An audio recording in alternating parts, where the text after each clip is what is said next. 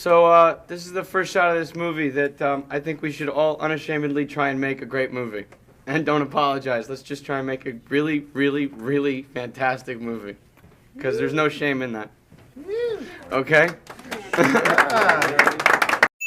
Este de aquí es Paul Thomas Anderson, también conocido por sus siglas PTA o en inglés PTA. Anderson es uno de los mejores directores de cine de los últimos tiempos. Pero ojo, no confundirle con Paul W.S. Anderson, el Paul Anderson malo, el de Resident Evil, Monster Hunter y demás. Bueno, el caso es que hace unos años no sabía mucho sobre Paul Thomas Anderson. Había oído hablar de él, pero no había visto ninguna de sus películas. Así que un día cualquiera decidí darle la oportunidad a Boogie Nights. Thank you. Al día siguiente le tocó a Magnolia. Good.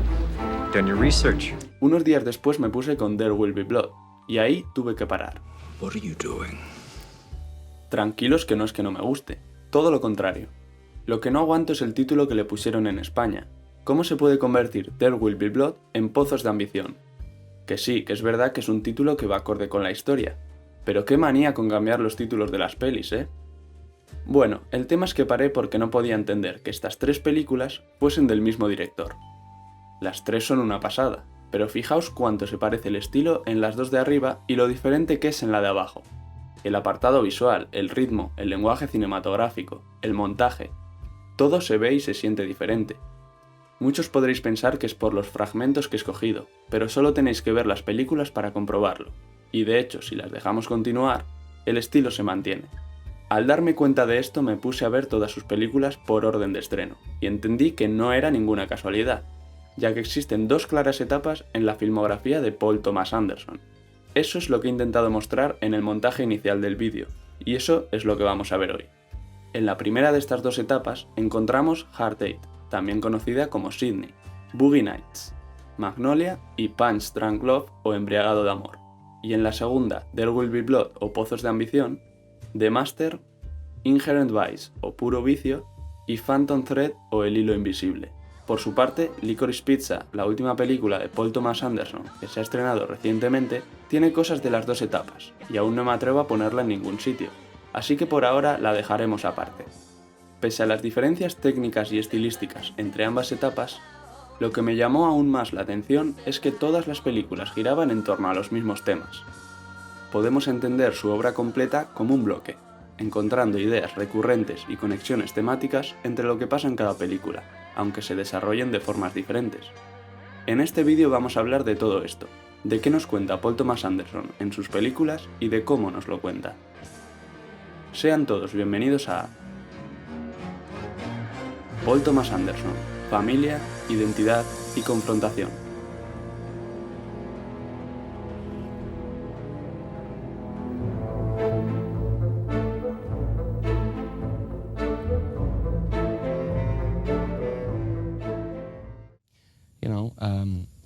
We all have families that we, have to figure out and deal with and try and explore what went wrong or what's going on. Is that what interests you the most, a sort of sense of the angst or the dysfunctionality of a life? Sure, yeah. Because that's where the interesting stuff is. I think that,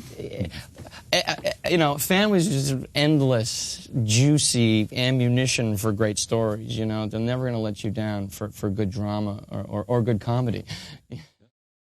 Paul Thomas Anderson comentaba en esta entrevista la importancia de la familia a la hora de escribir el guión de Magnolia, pero el director ha ido tratando las relaciones familiares en casi todas sus películas, sobre todo la figura paterna.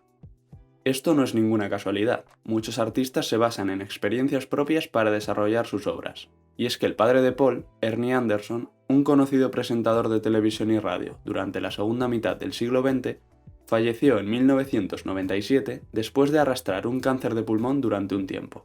Este hecho marcó al director, que con solo 27 años tuvo que afrontar la muerte de su padre mientras estaba trabajando en la producción de Boogie Nights. Por ello decidió dedicársela en los créditos finales. Pero es que ya desde Hard Eight se trata esta temática familiar. Por ejemplo, el personaje de Sydney es como un padre para John. Le enseña sus trucos para ganar en el casino, le saca de los problemas en los que se mete e incluso se preocupa por su seguridad al volante.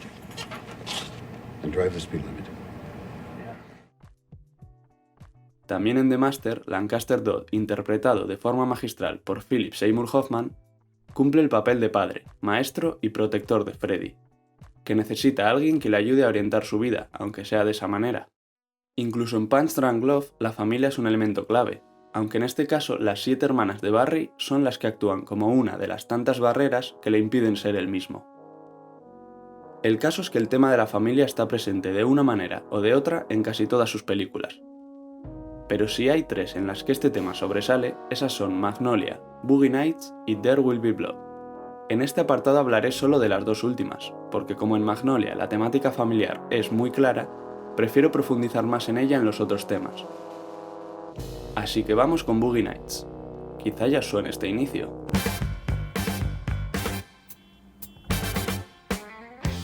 Su arranque nos va a presentar a varios personajes, que nos acompañarán el resto de la película, y nos va a dar pequeñas pinceladas sobre ellos.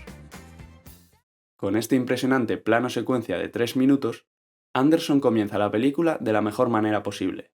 Una técnica siempre llamativa para cualquier cinéfilo, que utiliza con mucho sentido. La toma, que se inspira mucho en la que Martin Scorsese llevó a cabo años antes en su magnífica película Goodfellas, sirve para meternos de lleno en la historia y descubrir las primeras cualidades de los miembros de esta gran familia. La cámara sigue a un coche del que salen 2 de los protagonistas, Jack Horner y Amber Waves. Maurice los recibe, y a través de él, que ya empieza a darnos pistas sobre su deseo de actuar en las películas, Listen, Jack, I'm ready, I'm available. You put me in a movie, okay? We're talking box office. Box office, Jack. conocemos a Reed y a Buck. Okay, I was here. Este último nos adelanta su inseguridad y su necesidad de aceptación que tiene en cuanto a sus gustos, algo que veremos durante más partes de la cinta. Cowboy. That's a cowboy? Oh, that's you like it? Nice, right? Yeah. You like it? I love it, man. I love it. Okay. All right. Si prestamos atención, vemos que son los focos de luz de la propia discoteca los que guían en todo momento al espectador y hacen que no se pierda entre la multitud, como este descubrimiento tan casual del personaje de Roller Girl. Y en menos de 3 minutos, Anderson ya nos ha presentado a varios personajes, ha tirado alguna pista sobre el futuro de la historia, y para terminar, nos señala claramente quién es el protagonista, Eddie Adams. Y en un intercambio de miradas con Jack Horner, se establece el inicio de una relación y un lazo parental que se desarrollará más adelante.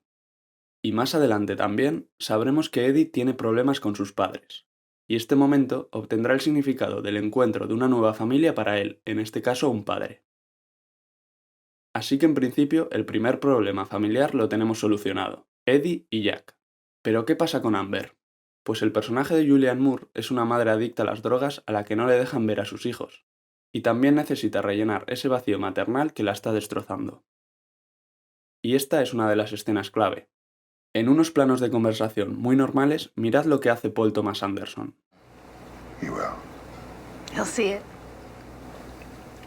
You got maybe 15, 20 guys standing around just making sure that your lighting is right. But you can work out in the morning, you can work out at noon, you can work out at night. ¿Por qué ha hecho eso? La cámara se ha movido y no había nada al lado. ¿Qué sentido tiene? Pues Eddie necesita una madre y Amber necesita un hijo. Pero a estas alturas ninguno de los dos lo tiene. Este tipo de cosas y detalles son las que distinguen a un director de un gran director. El contar las cosas sin decirlas, aprovechando las posibilidades infinitas del lenguaje cinematográfico para provocar distintas sensaciones. Con el paso de los minutos todo va sobre ruedas para los protagonistas. El tiempo avanza rápidamente con un montaje muy dinámico y una música con mucho ritmo. Todos están triunfando, ganan dinero, organizan fiestas y todo les sale bien. Pero claro, Boogie Nights no es una historia feliz. Y se nos viene avisando desde los créditos iniciales, con esa música sombría.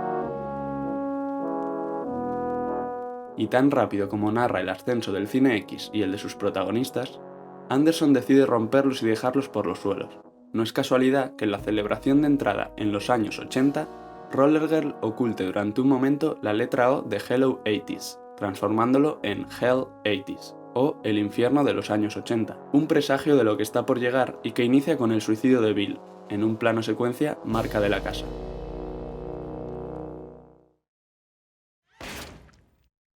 Por suerte, al final de la película, todos consiguen reconciliarse y salir adelante juntos, pese a sus problemas, como una gran familia. Y de fondo suena una canción.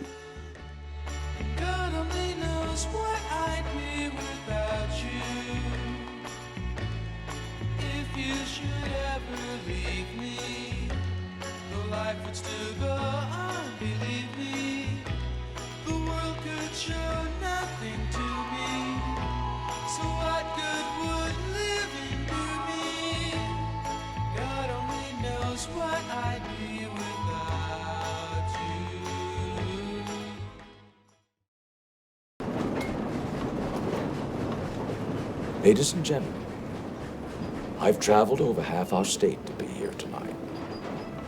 I couldn't get away sooner because my new well was coming in at Coyote Hills and I had to see about it. That well is now flowing at 2,000 barrels and it's paying me an income of $5,000 a week. I have 2 others drilling and I have 16 producing at Antelope, so... Ladies and gentlemen, if I say I'm an oil man, you will agree. Es fácil pensar en Pozos de Ambición como una película que habla de la avaricia, del poder y del capitalismo.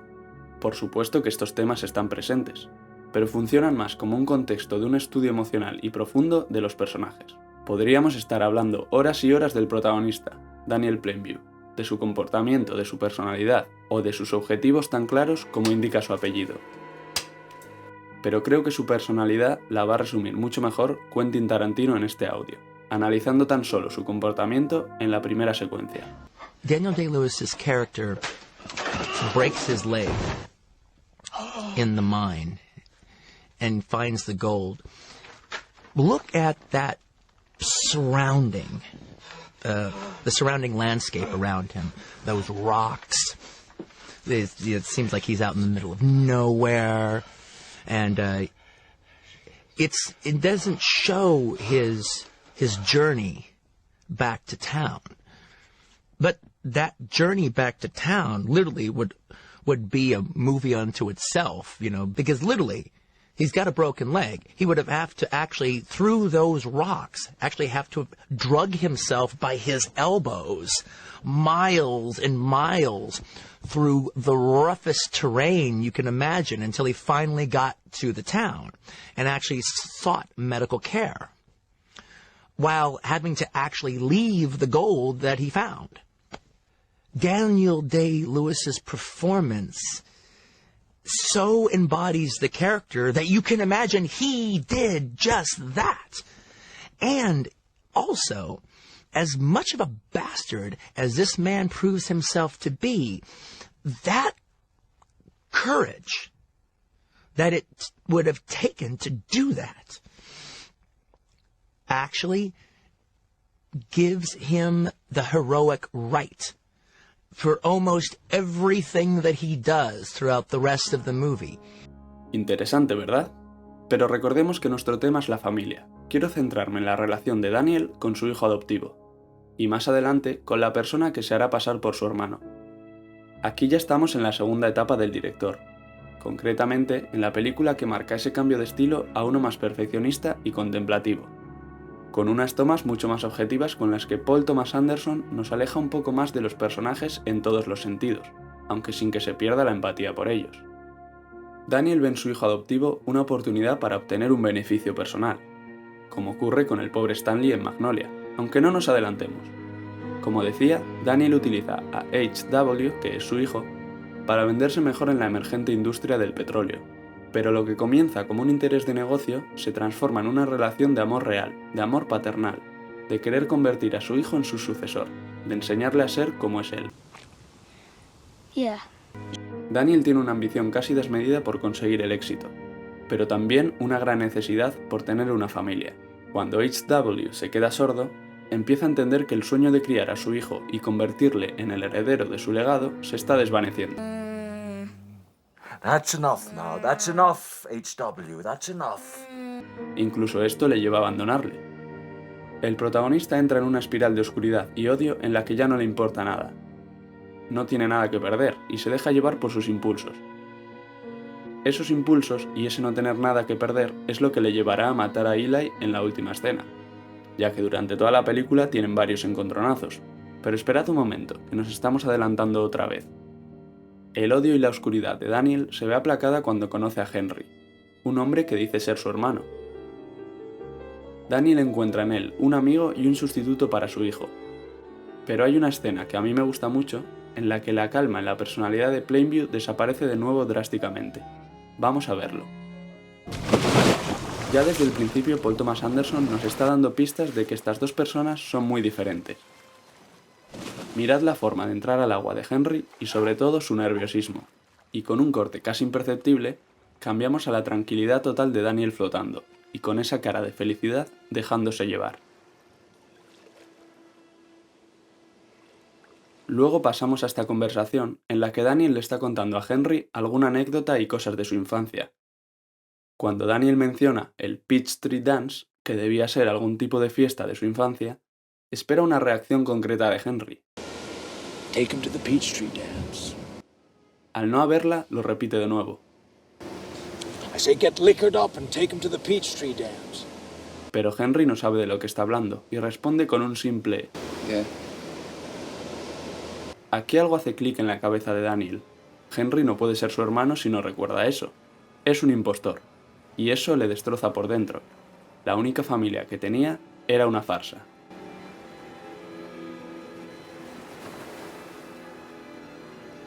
¿Y cómo nos muestra esto a nosotros Paul Thomas Anderson? Fijaos. En el siguiente plano, Daniel se sitúa en la parte luminosa, y Henry, el traidor, en la sombra, en la oscuridad. Daniel vuelve al agua, y la ira y el odio se han apoderado de nuevo de su mente.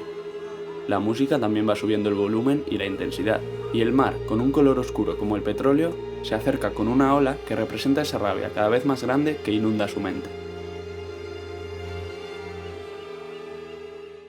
Pero bueno, al final que Henry le haya utilizado es toda una ironía, teniendo en cuenta que Daniel hizo lo mismo con su hijo, ¿no?